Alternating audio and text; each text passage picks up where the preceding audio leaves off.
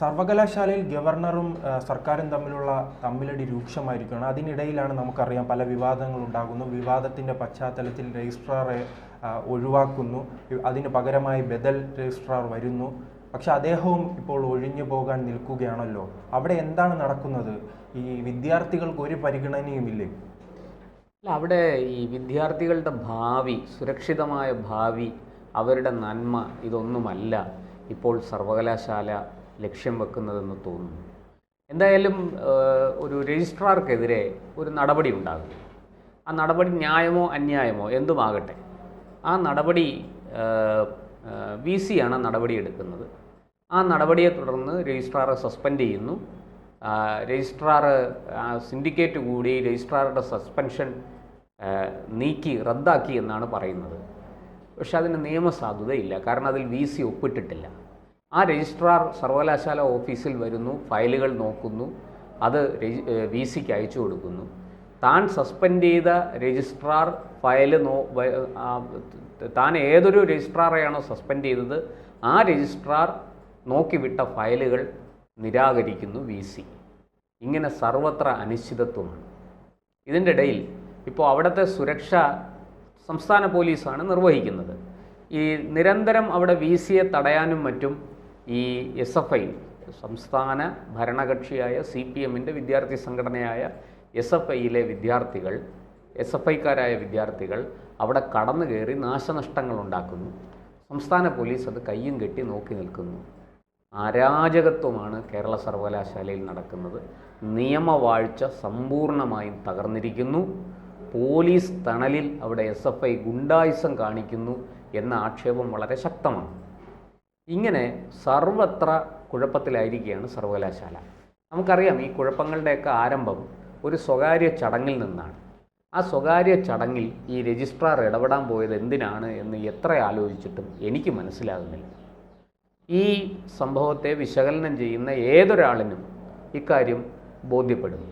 ഈ രജിസ്ട്രാർ അനാവശ്യമായി തനിക്ക് യാതൊരു കാര്യവുമില്ലാത്തടത്ത് അന്യായമായിട്ട് കടന്നു ചെന്ന് അവിടെ പ്രശ്നമുണ്ടാക്കുകയായിരുന്നു എന്നുള്ളത് വ്യക്തമാണ്. അതും ഗവർണർ, ഈ സർവകലാശാലയുടെ ചാൻസലർ കൂടിയായ ഗവർണർ പങ്കെടുക്കുന്ന ഒരു സ്വകാര്യ ചടങ്ങ്, അതൊരിക്കലും ഒരു പൊതു ചടങ്ങല്ല.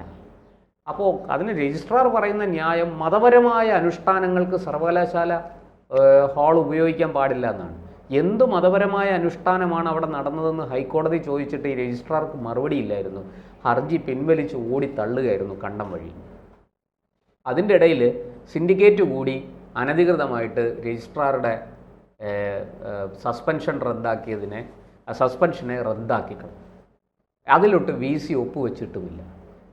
അപ്പോൾ ഇത് സത്യം പറഞ്ഞാൽ അവിടെ വലിയ തോതിൽ ഈ എന്താ പറയുക, ചോദിക്കാനും പറയാനും ആരുമില്ലാത്ത അവസ്ഥയിൽ എന്ത് തോന്നിയ അവസരവും കാണിക്കാം. അത് വലിയ അരാജകത്വം അവിടെ നടമാടുകയാണ്.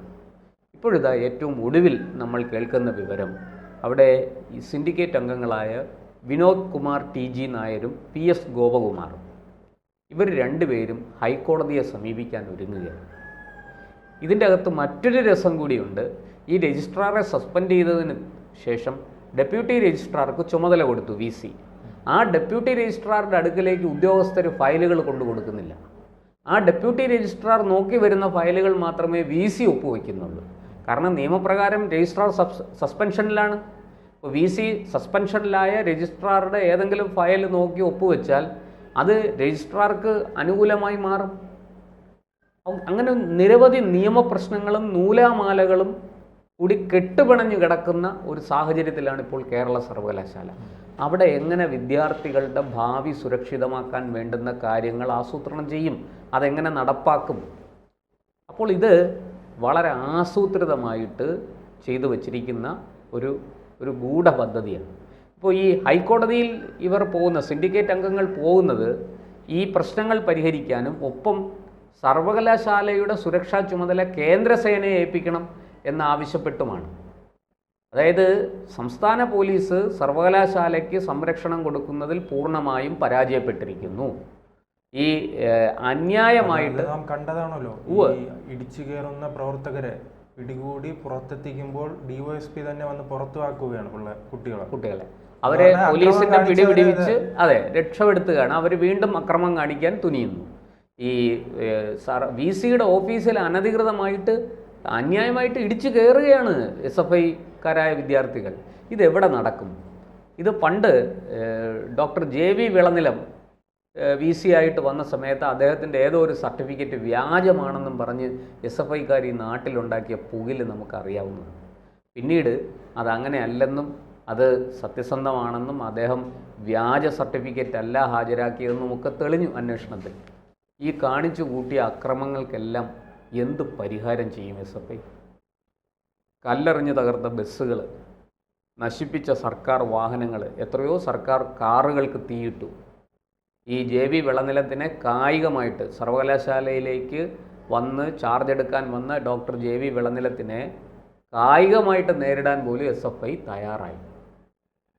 SFIക്കാർ അന്ന് അവിടെ കാണിച്ചു കൂട്ടിയ അക്രമം ചെറുതല്ല. 91 K. കരുണാകരൻ സർക്കാർ വന്ന കാലത്താണ് ഇതൊക്കെ നടന്നത്. ആ സമയത്ത് അന്ന് ഞാൻ കോളേജിൽ പഠിക്കുന്ന കാലമാണ്. വലിയ സമരമാണ് അന്ന് പാളയത്തൂടെ ആൾക്കാർക്ക് സ്റ്റാച്യു പാളയം വഴി യാത്ര ചെയ്ത് പോകാൻ പറ്റില്ല. യൂണിവേഴ്സിറ്റി കോളേജ് എന്ന് പറഞ്ഞാൽ അക്രമത്തിൻ്റെ കേന്ദ്രമായി മാറി. അവിടെ നിന്നാണ് കുട്ടികൾ പെട്രോൾ ബോംബ് വരെ വലിച്ചെറിയുന്ന കാഴ്ചയുണ്ട്. അങ്ങനെ വലിയ തോതിൽ അവിടെ അക്രമങ്ങൾ നടന്നു. ഇത് നമ്മൾ അനുവദിച്ചു കൊടുക്കണം എന്നാണോ?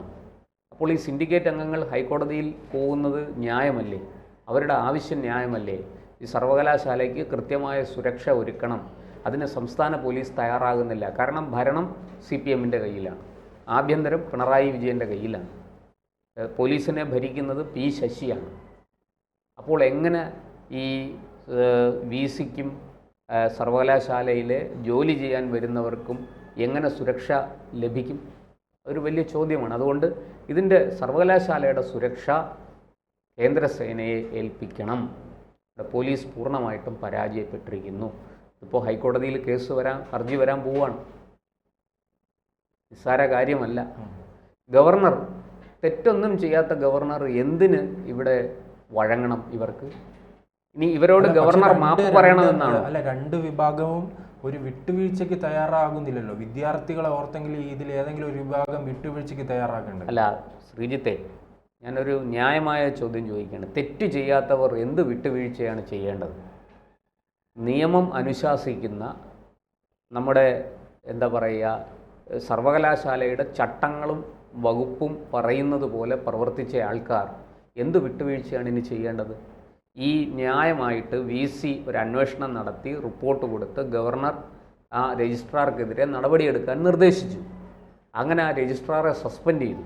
ആ സസ്പെൻഷനെ നിയമപരമായിട്ട് നേരിടുകയാണോ വേണ്ടത്, അതോ അക്രമം കാണിക്കുകയാണോ വേണ്ടത്? ഈ അക്രമ സമരം SFIയുടെ കുത്തകയാക്കി വെച്ചിരിക്കുകയാണോ? ഞങ്ങൾ എന്തും ചെയ്യും, ഞങ്ങൾ പറയുന്നത് അനുസരിച്ചില്ലെങ്കിൽ എന്ത് അക്രമവും ഞങ്ങൾ ചെയ്യും, വേണമെങ്കിൽ ആൾക്കാരെ കൊല്ലാനും മടിക്കില്ല. അതാണോ ഇവിടുത്തെ SFIയുടെ രീതി? അതാണോ? സ്വാതന്ത്ര്യം, ജനാധിപത്യം, സോഷ്യലിസം എന്നൊക്കെ മുദ്രാവാക്യങ്ങൾ ഉയർത്തി വിളിക്കുന്ന SFI അക്രമ സമരത്തിലൂടെ എന്ത് നേടാനാണ് ഉദ്ദേശിക്കുന്നത്? അപ്പോൾ ഇത് SFIക്ക് വേണ്ടിയിട്ടല്ല, കുട്ടികളുടെ ഭാവി, വിദ്യാർത്ഥികളുടെ ഭാവിക്ക് വേണ്ടിയിട്ട് സമരം ചെയ്യുകയും അതിനുവേണ്ടി നിലകൊള്ളുകയും ചെയ്യേണ്ട ഒരു വിദ്യാർത്ഥി സംഘടനയാണ് SFI. ആ വിദ്യാർത്ഥി സംഘടന വിദ്യാർത്ഥികളുടെ ഭാവി അവതാളത്തിലാക്കുന്ന തരത്തിലാണ് പെരുമാറിക്കൊണ്ടിരിക്കുന്നത്. ഇത് ആർക്ക് വേണ്ടിയിട്ടാണ്? വിദ്യാർത്ഥികൾക്ക് വേണ്ടിയിട്ടാണോ, അതോ SFIക്ക് വേണ്ടിയിട്ടാണോ, അതോ മറ്റു വല്ലവർക്കും വേണ്ടിയിട്ടാണോ? ഈ ചോദ്യമാണ് ഉയരുന്നത്. അതിന് SFI മറുപടി പറയേണ്ടി വരും. നമുക്കറിയാം, ഈ ഗവർണറുടെയും VCയുടെയും ഭാഗത്ത് എന്തെങ്കിലും തെറ്റുണ്ടെങ്കിൽ അത് കോടതിയിൽ ചോദ്യം ചെയ്യാം, നിയമപരമായിട്ട് ചോദ്യം ചെയ്യാം, അല്ലേ? അതിന് പകരം ഈ അക്രമം കാണിക്കുന്നത് ആർക്ക് വേണ്ടിയിട്ടാണ്? ഇവിടെ രജിസ്ട്രാറുടെ ഭാഗത്ത് നീതിയും ന്യായവും ഉണ്ടെങ്കിൽ എന്തിനാണ് അദ്ദേഹം ആ ഹർജി പിൻവലിച്ചത്? ആ ഹർജി പിൻവലിക്കുന്നതിന് മുമ്പേ സിൻഡിക്കേറ്റ് അനധികൃതമായിട്ട് യോഗം ചേർന്ന് VCയുടെ അനുമതി ഇല്ലാതെ ഈ സസ്പെൻഷൻ റദ്ദാക്കിയിരിക്കുന്നു. അത് ഈ സിൻഡിക്കേറ്റിന്, ഗവർണർ നാളെ ഈ സിൻഡിക്കേറ്റിനെ പിരിച്ചുവിട്ടാൽ എന്ത് ചെയ്യും? ഈ സിൻഡിക്കേറ്റ് കോടതിയിൽ പോകും. കോടതിയിൽ ചെന്ന് ഇത് കാലങ്ങളോളം അവിടെ കിടക്കും. അപ്പോൾ ഈ സർവകലാശാലയുടെ ഭരണപരമായ കാര്യങ്ങൾ നിർവഹിക്കപ്പെടാതെ പോകും. അതിൻ്റെ ദോഷം വിദ്യാർത്ഥികളാണ് അനുഭവിക്കേണ്ടി വരുന്നത്. ഇനി തെരഞ്ഞെടുപ്പിന് 8 മാസം കൂടിയേ ഉള്ളൂ. ഈ സർക്കാർ ഇത്തരത്തിലാണ് മുന്നോട്ട് പോകാൻ ഈ ഇടതുപക്ഷം ഉദ്ദേശിക്കുന്നതെങ്കിൽ അവരെ കാത്തിരിക്കുന്നത് വലിയ കനത്ത തിരിച്ചടിയായിരിക്കും എന്ന് മാത്രമേ എനിക്ക് ഈ അവസരത്തിൽ പറയാനുള്ളൂ. എന്തായാലും സർവകലാശാലയുടെ ഭരണം സുഗമമായി നടക്കാൻ കേന്ദ്രസേനയെ വിളിക്കണമെങ്കിൽ കേന്ദ്രസേനയെ വിളിക്കണം. അതിനുള്ള അധികാരം ഗവർണർക്ക്, ചാൻസലർ കൂടിയായ ഗവർണർക്കുണ്ട്. എക്കാര്യത്തിൽ മുന്നോട്ട് പോകണം എന്ന് തന്നെയാണ് എൻ്റെ അഭിപ്രായം.